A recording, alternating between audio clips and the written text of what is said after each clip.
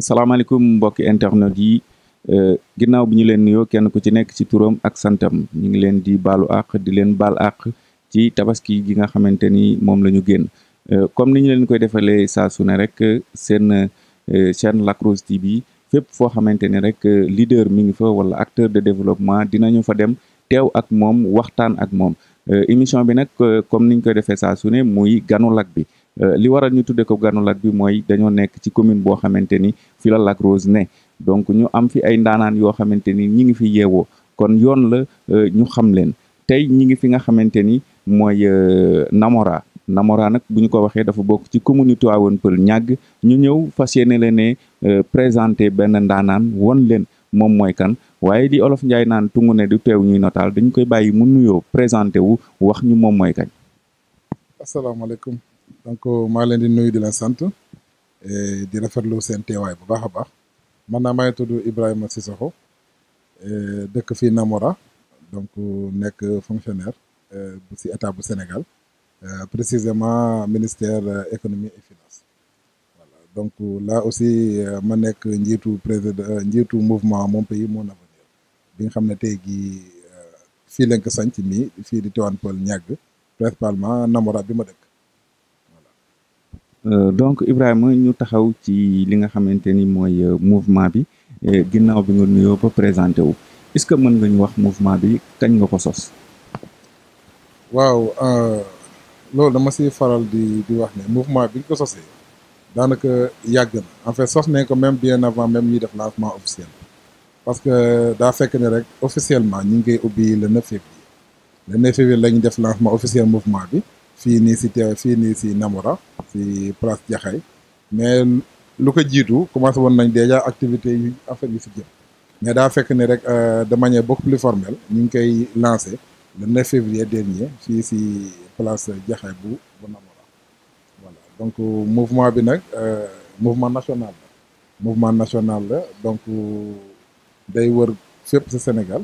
mais fii base bi fii la à Tivaouane Peulh ñàkk fii la base bi nekk. ndax mouvement politique la wala du mouvement politique. waaw non du mouvement politique mouvement en fait développement moo ko tax a jóg développement nag su koy dégg si secteur yëpp la développement économique culturel social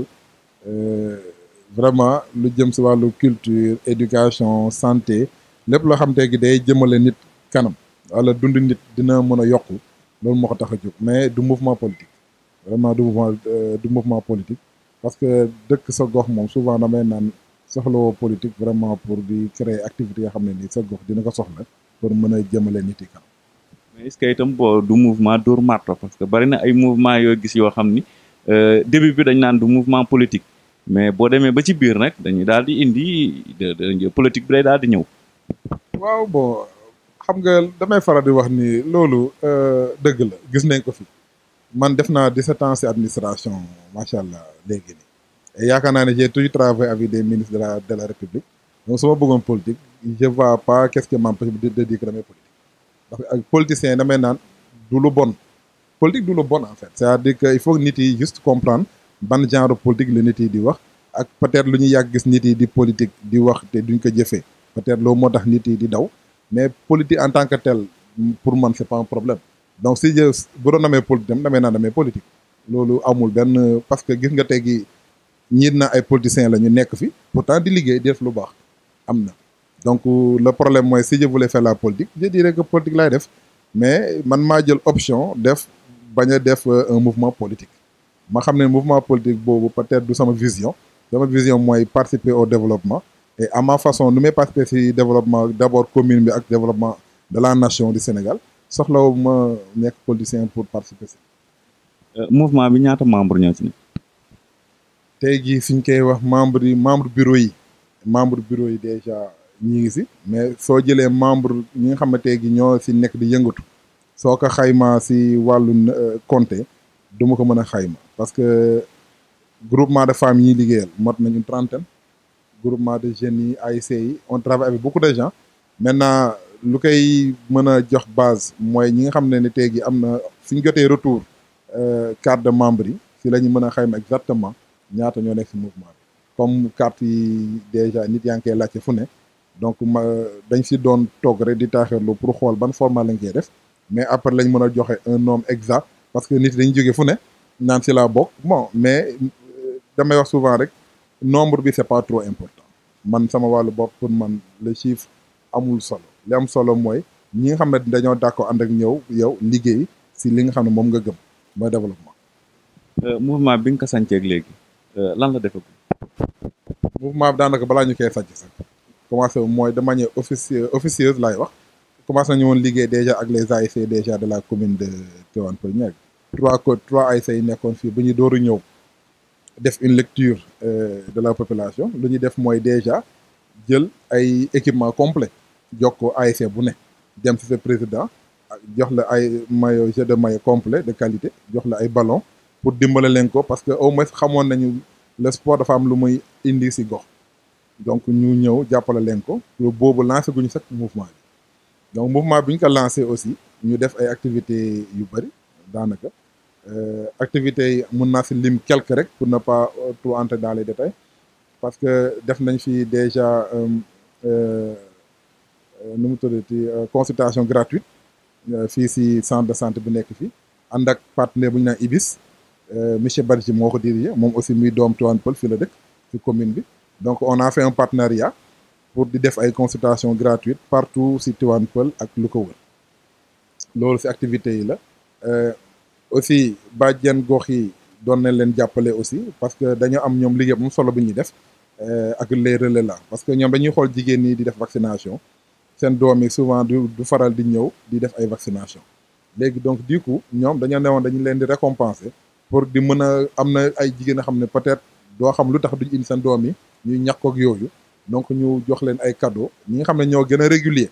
jox leen ay matériel ay cadeau yoo xam ne ni dina leen ñaax pour ñu ñëw au moins def ci seen vaccination loolu aussi ñu def ko ak ICP bi madame Faye nga xam ne ñoo ànd def ko en collaboration loolu su ko weesoo aussi jour bi ñu def consultation gratuite bi on s'est rendu compte que maternité dafa amoon équipement yi amul daanaka ci centre de santé bi on avait fait le tour à l'époque ñu joxal leen ay engagement ni nañ ko équiper au moins en split et en ventilo donc récemment rek on a fait l'équipement yóbbu nañ fa ventilo yi yóbbu fa split yi jégal leen ko parce que maternité quand même foo xam ne fa la jigéen ñi di nekk war fa li ñu gën a maternité nu mu tàngee woon nga imaginer ak matu nu mu méttee jigéen nekk fa mënuñu am ay clim wala ventilo c'était pas imagine en tout cas man sama xel bu gàtt c'était pas quelque chose boo xam nit war na ko mën a seetaan donc on a pu faire ça jox leen ko vraiment la bàjjen gox yi ont accueilli ça vraiment très bien loolu déjà c'était ça en plus j'avais demandé ñu def ay motopompe un peu solaire si gox yi parce que on a fait un peu le point quartier par quartier je pense que bu ñu defee quartier on a vu qu'il y avait beaucoup de quartiers yoo xam tey jii ndoxu teen la ñu naan te ndoxu teen en fait du woon ndox bu sell donc lu muy indi si danger si population bi ak feebar yeeg ak infection yi si jigéen ñi daa bëri donc du coup ay partenaires yoo xam ne ni jàppal nañ ma si motopompe yi à l'époque ils m'ont envoyé 2 motopompes mais malheureusement benn bi daa nekkoon en panne mais bi nga xam ne ni tey jii délégué de quartier un certain Ibrahima Ndiaye foofu la ñuy yóbbu tey jii premier motopompe bi moment yi ma wax ak yow travaux yi yaa ngi fa nit yaa ngi def travaux yi yoo xam tey jii askan bi nañu mën a ñëw naan ndox bu sell te duñu am coono ak ay robinet yoo xam dañuy ñëw rek xel li parce que dina am système de filtrage bu si def boo xam ne ni ndox bi dina sell parce que ndox même soo ko pompé tamit il faut nga sellal ko donc loolu mu nekk yaakaar na incha allah fan yi néew on va faire la réception te xam naa ni nañ leen invité incha allah ngeen ñëw participer si parce que loolu c'est quelque chose boo xam ne population bi la et c'est très important pour nit yi déjà nekk di ko def parce que loolu da di loo xam ne dafay jëmale gox kanam jëmale santé population bi d'abord loolu d'abord problème de santé population la donc moo tax dañ ci bëgg di faral di sonn pour di ko def am na ay élèves yu ñu doon récompenser yoo xam ne ni dañoo nekk des meilleurs élèves distingués ñu jox leen ay vraiment ay dotation en équipement jox leen ay cahiers am na ñuy jox ay ordinateur portable ñii ñu jox leen vraiment ay livres ay jumtukaay ci écoles yi comme école Sabel école excellence bu Ousseynou bu nekk Sokabek benn école aussi école franco-arabe bu nekk APIX. J'étais le parrain donc ñu organiser ko xale yëpp primaire petite section ba grande section ñu jox leen ay cadeau ñoom ñëpp parce que xale mooy lu ma xam ne ni ñoom laa ni xale de alalu yàlla la donc xale moom pour man loo ko defal yàlla moo la koy doxal parce que xam nga yooyu àndul ak politique yooyu c'est des actions que tu dois faire que tu dois poser. président li nga fi lim nii yëpp mouvement bi fan lay jëlee ay moyens wala yow milliardaire na. man de fonctionnaire boobu soo ko déggee rek jeexal la wax mais yàlla dafa ma suturaal ma am ay partenaires li ma fi lim yëpp parce que si c'est pas trop interdit mën naa si lim quelques partenaires yi nga xam tey jii ñoom ñoo la jàppale tey jii am na kuy naa Goro Ngom xel Kombache lépp lu may def mu ngi si dugal loxoom Alzar international Ibrahima Gueye lépp lu may def mu ngi si dugal loxoom Global Computer xam ne ay ordinateur la ñuy jaay ay machine lépp lu may def mu ngi si dugal seen loxo GIE Diagara Omar Maïga lépp looy def mu ngi si dugal loxoom ay xarit yu nekk aux États-Unis comme Luc xam ne tey jii lépp lu may def ONG la yor mu si dugal loxom Bamba mi ngi Espagne lépp lu may def mu si dugal loxom nga jël Cheikh Dieye en France lépp lu may def mu si dugal loxom xam nga ñooñu c'est-à-dire mooy li ma wax rek loolu mooy adduna c'est-à-dire que ñooñu c'est des gens yoo xam tey jii lu ma yëngatu tey jii nii rek ba ay Doudou Diop Sopradel macha allah bëri nañu ñoom ñëpp xam nga li ma si calculer mooy toog ma ne ñii xam nañu tey sa alal luñ bi ñuy jël di ko dugal foo xam ne ni dëkkuñu fa daanaka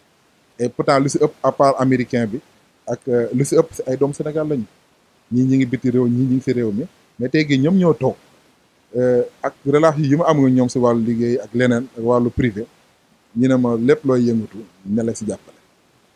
président dina xaw a doy waar trop boo fi waxee lii lépp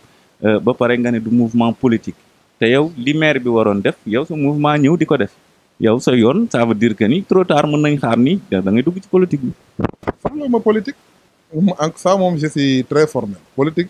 mais li ñuy def politique la en fait mais du politique bu politique yi di def c'est-à-dire que di man du ma politique di diggee wala di naan damay def lii wala pour am ay mbooloo sama moo tax sànq bu ma laaj ñaata ñu ne sama sa kii man le nombre du amul importance si man c'est-à-dire je ne cherche pas le nombre li ma cherche mooy la qualité si li ñu bëgg a def. tey gi même bu doon fukki nit ñoo bëgg ànd ak ñun liggéey bi Tivaouane Peulh man je suis prêt ànd ak ñoom liggéey Tivaouane Peulh en tout cas Tivaouane Peulh li mu si mën dong lay def li nga xam tey gi gis naa ko am na ay problème bëgg naa dugg sama loxo muy maire muy keneen muy bépp acteur développement tey gi ba yëngu si gox bi soxla woon nekk politique pour mën a liggéey si gox bi parce que soo nekk gox bi fi nga dëkk tey gi suñ doom yi fi la ñuy yeewoo fi la ñuy màggee mais doo gis yenn problème yi xam ne lii nga yaakaar mbedd ba la jëm mais tôt ou tard sa kër lay dugg donc yooyu yow soo mënee jug defar ko mais soxla woo politique ba defar ko. relation ak maire bi. maire bi xam naa leen bu baax Papis je le connais son premier adjoint Boubacar xam naa leen bu baax mais xam naa leen dañuy waxtaan dañuy jëflante léeg-léeg dañuy wootante téléphone te wax dëgg yàlla parfois lu may bind autorisation yi ñoom ñoo la koy jox voilà parce que day baax nga am ak ñoom de bonnes relations parce que du ñu ay ennemis et puis du ñu ay aussi ay. Comment ni ko olof di waxee sax on n'est pas trop de concurrence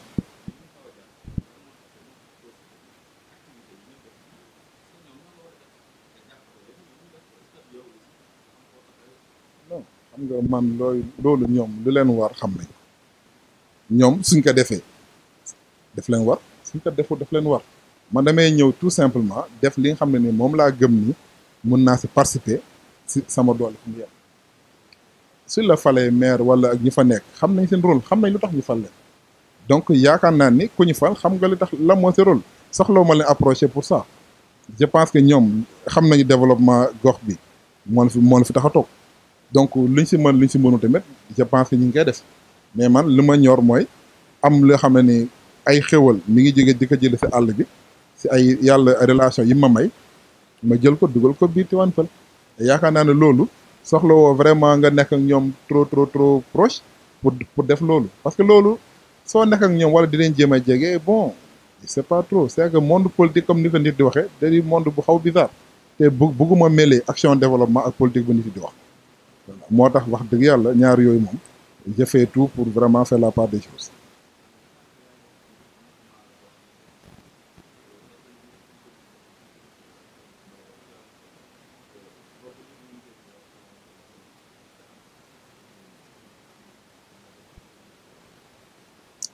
moom mouvement bi am na ay représentants à Mbour,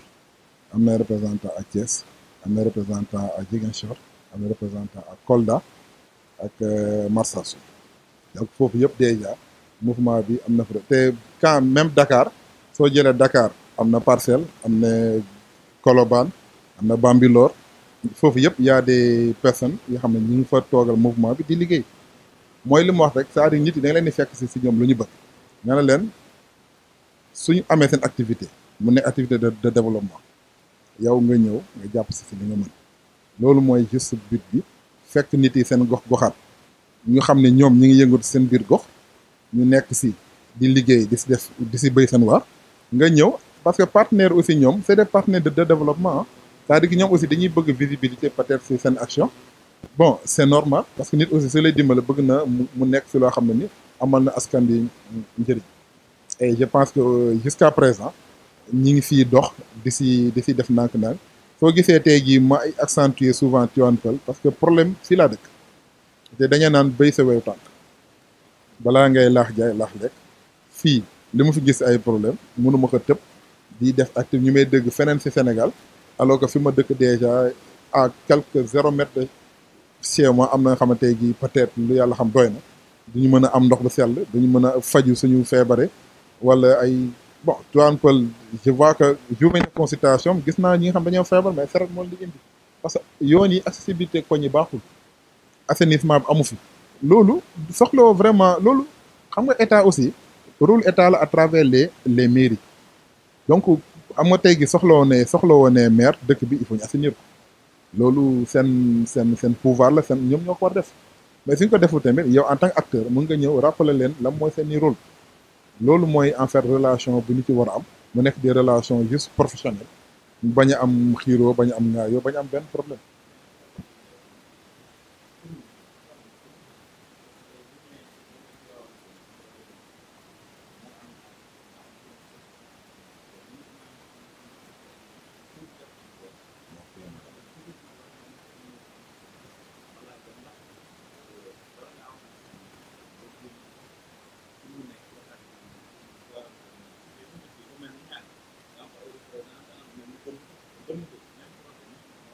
mais ñàgg ñu bëri maa fi liggéey tout le temps ay nit ay ñàgg en fait bëri na Tivaouane Peulh yëpp lu ko wër si gàttal on travaille avec toutes les personnes ici mu nekk ñàgg mu nekk cité Agnès mu nekk cité des enseignants mu nekk Safco mu nekk Namora bi Sokabek Tawfekh en fait les gens viennent ak ay quartier Baobab les gens viennent fu nekk la ñuy jógee donc ñooñu ñëpp laay wax ni moo tax pour ne pas di leen lim damay naa rek commune Tivaouane Peulh ñàgg parce que lépp la englobé te nit yi aussi mooy li ma souvent on fait des prospections dem di waxtaan ak bàjjan gox yi di waxtaan ak acteurs de développement yi di waxtaan ak ASC yi parce que juste pour ñu comprendre que rek ku nekk da nga war a jël ses responsabilités donc si biir responsabilité boobu rek ngay ñëw pour appuyer parce que développement participatif la en fait man aw ma du ma ñëw di fekk nit tëdd ma ñëw nee ko juga damay jox liggéey aw ma loolu li ma mën mooy fekk ay nit di liggéey fekk leen si yoonu développement ak yoonu kii ma ñëw dugal si sama loxo en fait loolu mooy développement participatif et sincèrement si loolu lay dox mouvement ku si bëgg a bokk ben tu da ngay ñëw jënd carte de membre Tivaouane Peulh fii ñëw nekk membre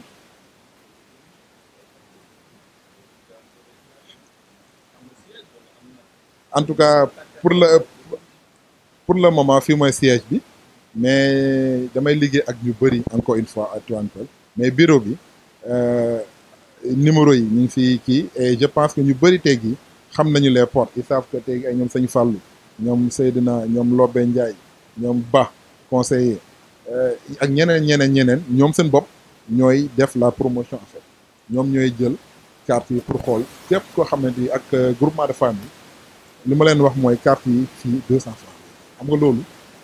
c'est dit loo xam ne nii c'est pas tout mais c'est 200 francs la c'est juste pour permettre aux gens parce que nit aussi pour nga mën a liggéey ak ay partenaires war nga mën a xam sa cible ñan la donc groupement yi c'est juste pour les organiser ñu xam tey gi groupement X Y Z tant de membres la tant de personnes yi fa nekk nee naa leen sax ku toog nekk ci benn groupement bëggoo jënd carte bi du obligation mais tant que ñun ñu ngi mën a jàppale groupement bi nañ ko jàppale nee naa groupement président yi groupement de famille même bu dee 5 ñoo jënd carte jël leen 5 yooyu parce que forcé wul que yéen ñëpp da nga war a bokk ci mouvement bi non du condition les gens doivent vraiment adhérer librement sans contrainte sans rien parce que du forcé kenn soxla forcé kenn nga ne kay liggéey non.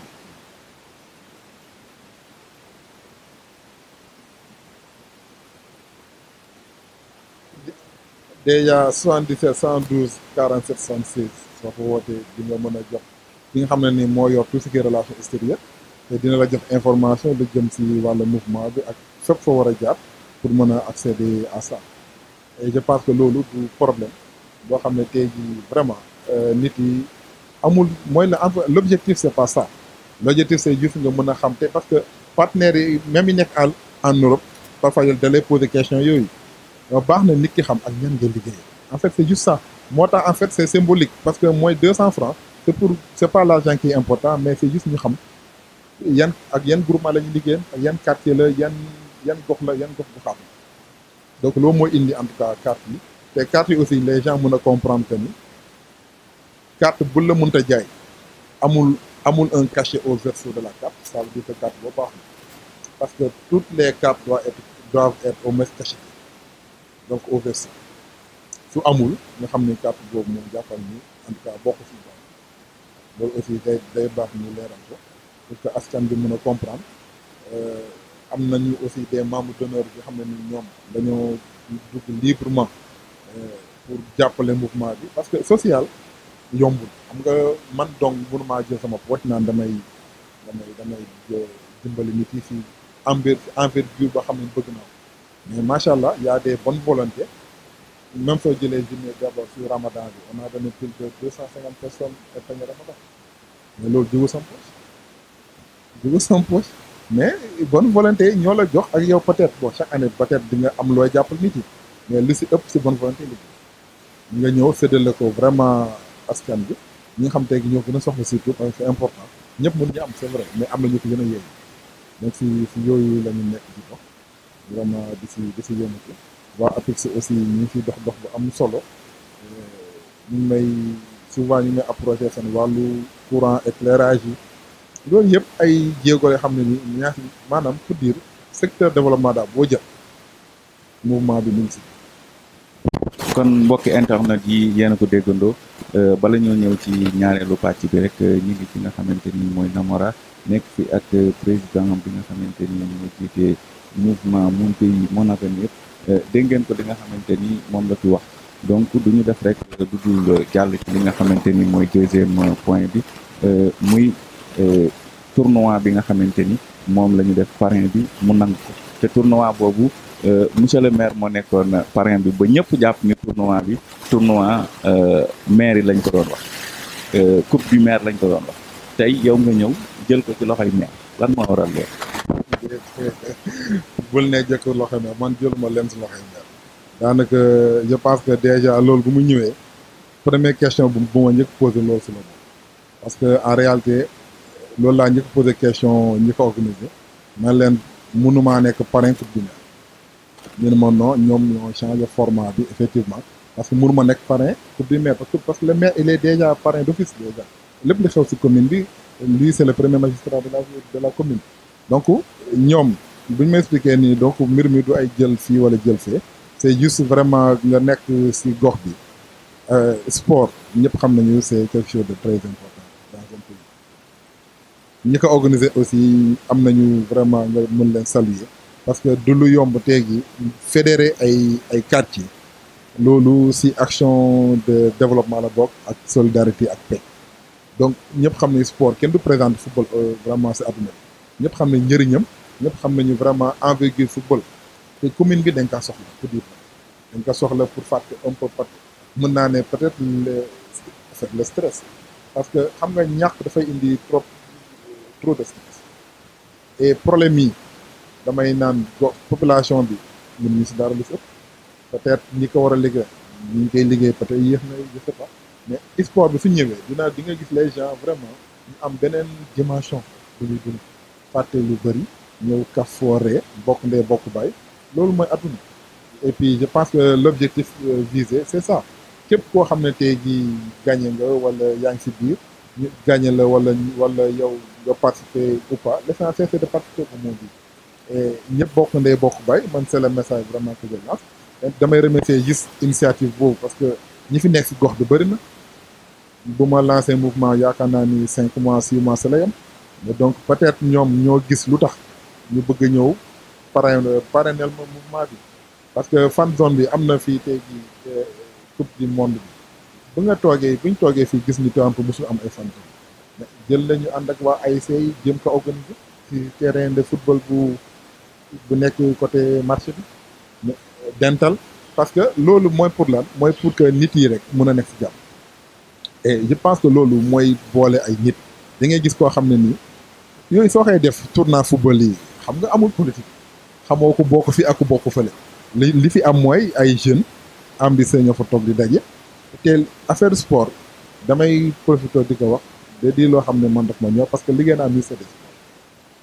nekk naa ministère des sports liggéey naa fa ma xam naa la mooy sport. même chance ñun am stade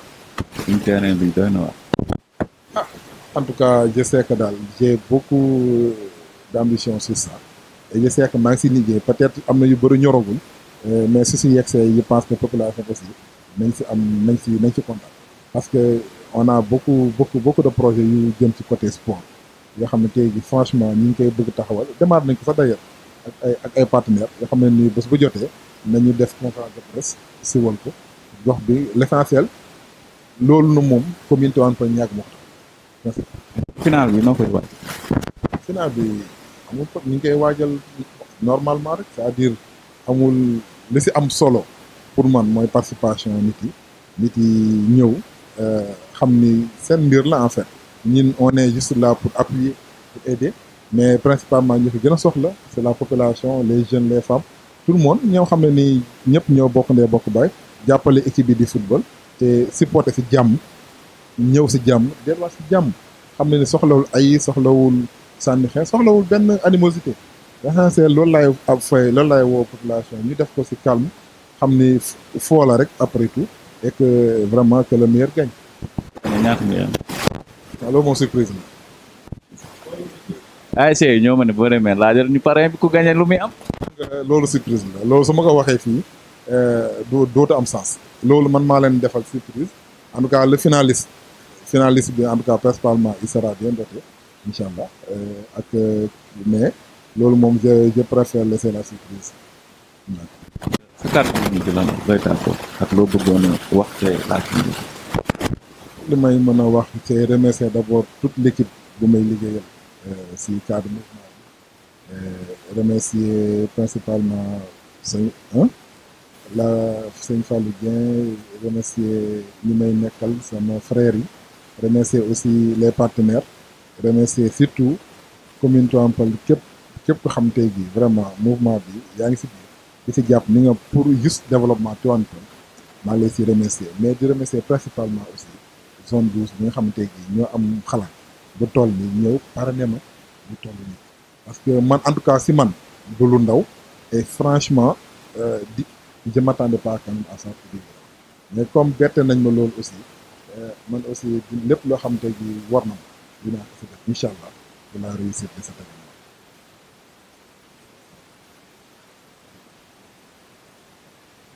Partenariat boobu ça va continuer incha allah ça va continuer et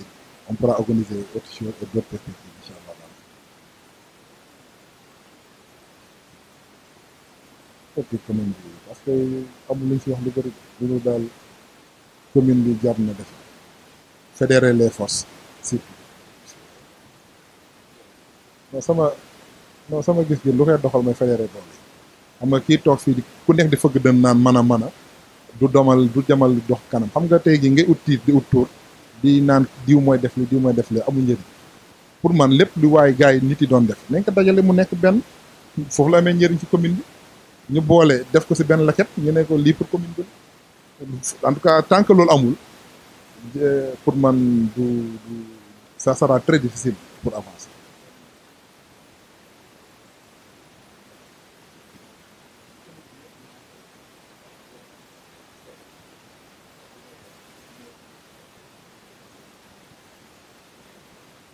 population la ñu bëgg rek